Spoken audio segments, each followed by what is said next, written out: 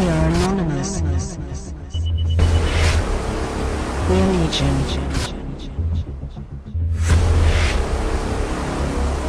We do not forgive. We do not forget. Expect us. To all humanity of our world, we are anonymous. The ruling elites are painfully aware that the foundations of American power are rotting. The outsourcing of manufacturing in the United States and the plunging of over half the population into poverty will, they know, not be reversed. The self-destructive government shutdown has been only one of numerous assaults on the efficiency of the administrative state. The failing roads, bridges and public transportation are making commerce and communications more difficult. The soaring government deficit, now almost $1 trillion thanks to the Trump administration's massive corporate tax cuts, cannot be eliminated. The seizure of the financial system by global speculators ensures, sooner rather than later, another financial meltdown. The dysfunction of democratic institutions, which vomit up con artists such as Donald Trump and hold as alternatives inept, corporate indentured politicians such as Joe Biden and Nancy Pelosi, is cementing into place a new authoritarianism. The hollowing out of the pillars of the state, including the diplomatic corps and regulatory agencies, leaves the blunt force of the military as the only response to foreign disputes and fuels endless and futile foreign wars. Just as ominous as the visible rot is the internal decay. Among all social classes there is a loss of faith in the government, widespread frustration, a sense of stagnation and entrapment, bitterness over unfulfilled expectations and promises, and a merging of fact and fiction so that civil and political discourse is no longer rooted in reality. The nation's isolation by its traditional allies and its inability, especially in the face of environmental catastrophe, to articulate rational and visionary policies have shattered the mystique that is vital to power. A society becomes totalitarian when its structure becomes flagrantly artificial. George Orwell wrote. That is when its ruling class has lost its function but succeeds in clinging to power by force or fraud. Our elites have exhausted fraud. Force is all they have left. The United States is a wounded beast, bellowing and thrashing in its death throes. It can inflict tremendous damage, but it cannot recover. These are the last agonizing days of the American empire. The death blow will come when the dollar is dropped as the world's reserve currency, a process already underway. The value of the dollar will plummet, setting off a severe depression and demanding instant contraction of the military overseas. Seth A. Klarman, who runs the Bourpost Group hedge fund, which manages about $27 billion, just sent a sobering 22-page letter to his investors. He pointed out that the nation's ratio of government debt to gross domestic product from 2008 to 2017 exceeded 100% and is close to that in France, Canada, Britain and Spain. The debt crisis, he warned, could be the seeds of the next financial crisis. He decried the global unraveling of social cohesion, adding, "It can't be business as usual amid constant protests, riots, shutdowns and escalating social tensions. There is no way to know how much debt is too much, but America will inevitably reach an inflection point whereupon a suddenly more skeptical debt market will refuse to continue to lend to us at rates we can afford," he said in the letter. By the time such a crisis hits, it will likely be too late to get our house in order. The ruling elites, worried about impending financial collapse, are scrambling to cement into place harsh legal and physical forms of control to stymie what they feared could be widespread popular unrest, nascent forms of which can be seen in the strikes carried out by American teachers and the protests by the Yellow Vests in France. The ruling ideology of neoliberalism, the ruling elites recognize, has been discredited across the political spectrum. This is forcing the elites to make unsavory alliances with neo-fascists, who in the United States are represented by the Christian right. This Christianized fascism is swiftly filling Trump's ideological void. It is embodied in figures such as Mike Pence, Mike Pompeo, Brett Kavanaugh and Betsy DeVos. In its most virulent form, one that will be expressed once the economy goes into crisis, this Christian fascism will seek to purge the society of those branded as social deviants, including immigrants, Muslims, secular humanist artists and intellectuals, feminists, gays and lesbians, Native Americans and criminals, largely poor people of color, based on a perverted and heretical interpretation of the Bible. Abortion will be illegal. The death penalty will be mandated for a variety of crimes. Education will be dominated by white supremacist views of history, indoctrination and the teaching of creationism or intelligent design.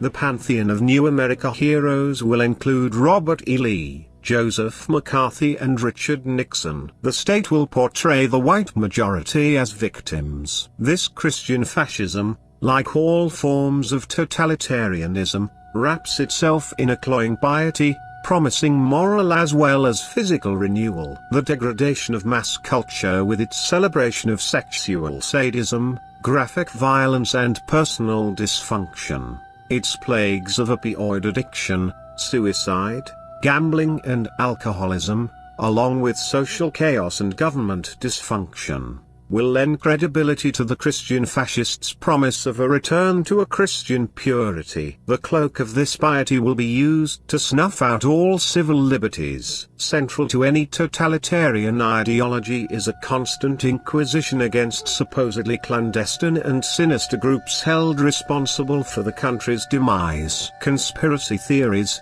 which already color Trump's worldview, will proliferate.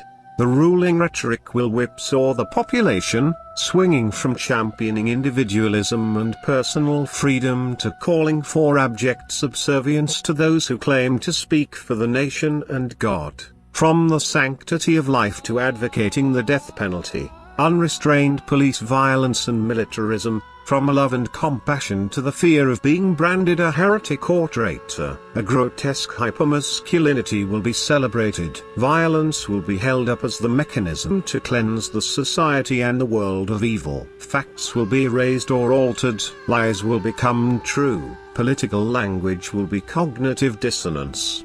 The more the country declines, the more the paranoia and collective insanity will grow. All of these elements are present in varying forms within the culture and our failed democracy. They will become pronounced as the country unravels and the disease of totalitarianism spreads.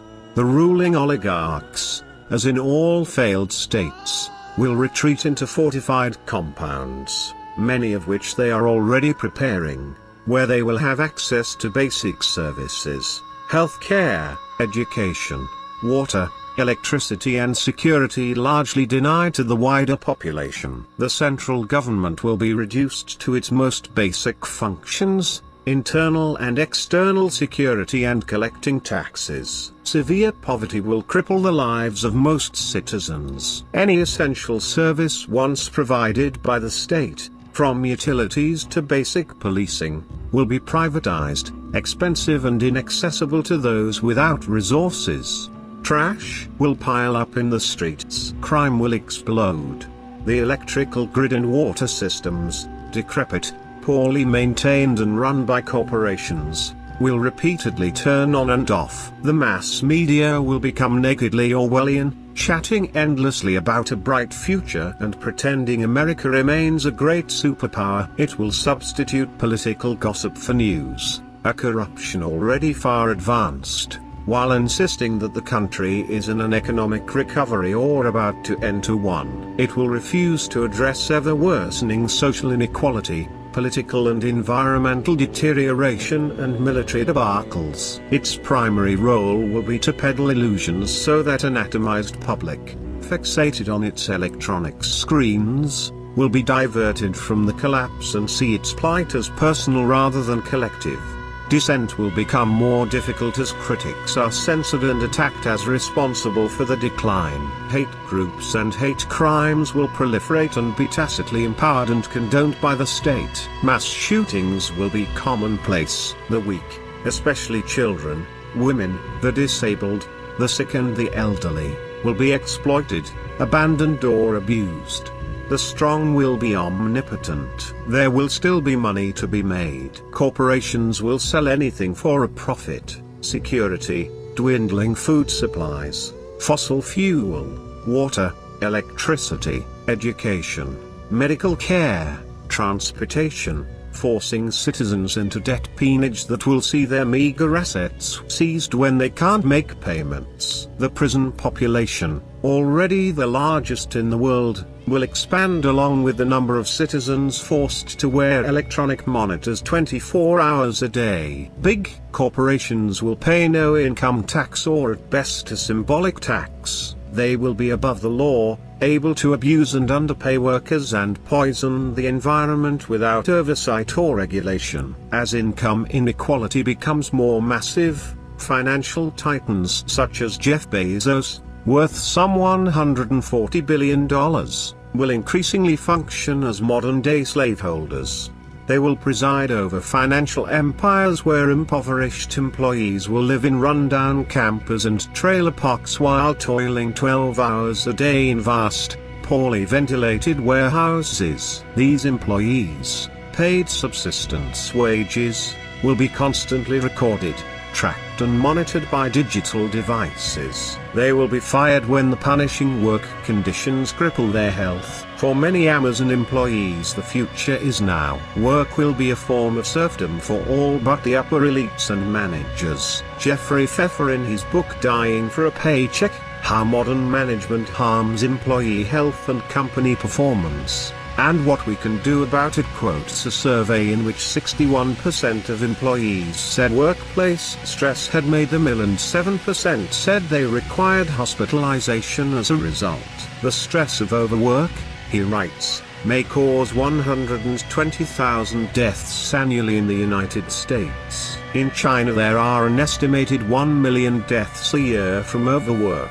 This is the world the elites are preparing for by setting in place legal mechanisms and internal security forces to strip us of liberty. We, too, must begin to prepare for this dystopia, not only to ensure our survival but to build mechanisms to blunt and attempt to overthrow the totalitarian power the elites expect to wield. Alexander Herzen, speaking to a group of anarchists a century ago about how to overthrow the Russian Tsar, reminded his listeners that it was their job not to save a dying system but to replace it. We think we are the doctors. We are the disease. All efforts to reform the American system is capitulation. No progressive in the Democratic Party is going to rise up, take control of the party and save us. There is one ruling party, the corporate party. It may engage in petty, internecine warfare, as it did in the recent government shutdown. It may squabble over power and the spoils of power. It may come wrapped in more tolerant stances regarding women, LGBT rights and the dignity of people of color, but on the fundamental issues of war, internal security and corporate domination there is no divergence. We must carry out organized civil disobedience and forms of non-cooperation to weaken corporate power. We must use, as in France, widespread and sustained social unrest to push back against the designs of our corporate masters. We must sever ourselves from reliance on corporations in order to build independent,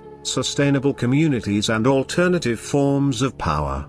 The less we need corporations, the freer we will become. This will be true in every aspect of our lives, including food production, education, journalism, artistic expression and work. Life will have to be communal. No one, unless he or she is part of the ruling elite, will have the resources to survive alone. The longer we pretend this dystopian world is not imminent, the more unprepared and disempowered we will be.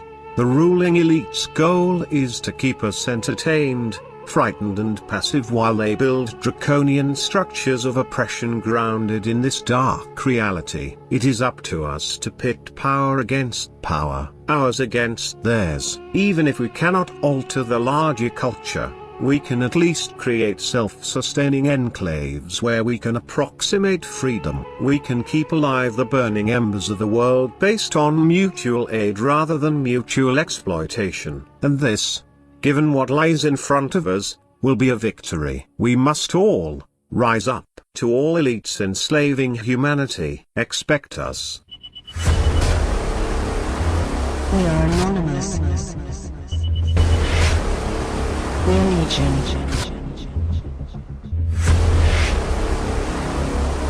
We do not forgive. We do not forget. Expect us.